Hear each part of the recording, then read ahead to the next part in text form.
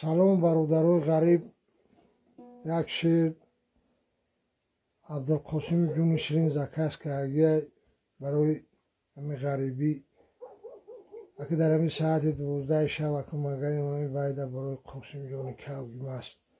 یا بلو که بگوم اگه سلامت باشه خداوند یا همه سربلند باشه در گجای باشه دستی کما نبینه.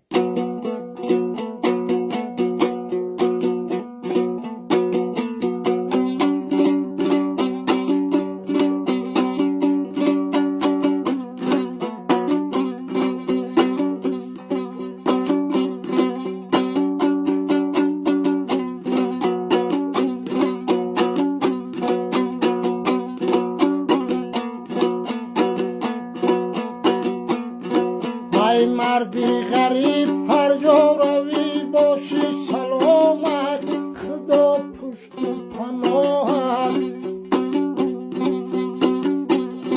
هر جا که روی همیشه باشی در امانت خدا پشت پناهت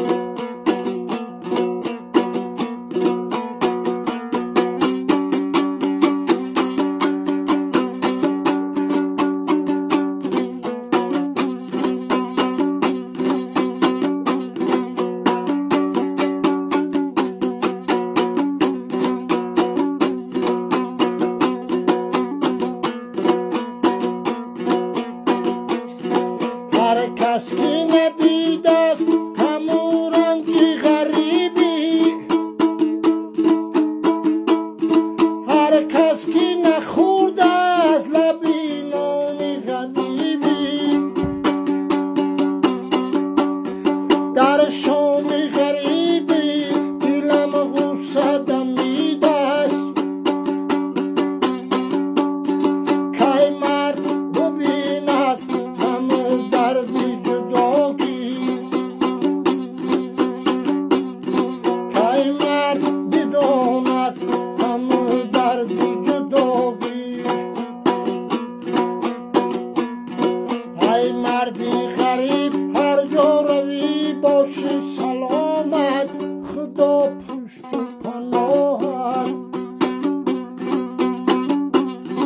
هر جا که روی همیشه باشی در امانت خدا پشت پناهت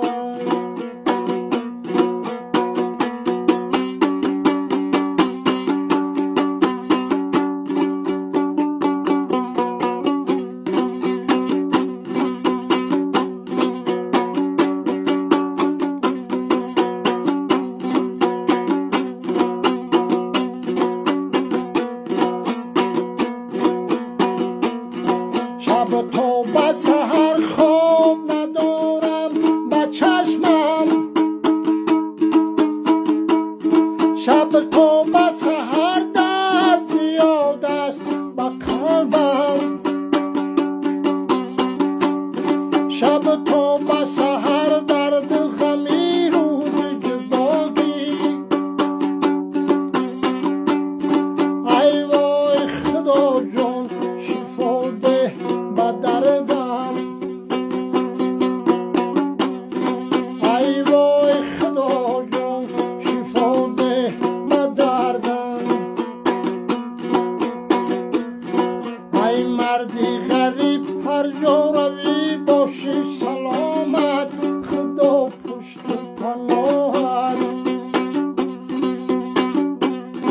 هر جا که روی همیشه باشی در امانت خدا پشت پناهت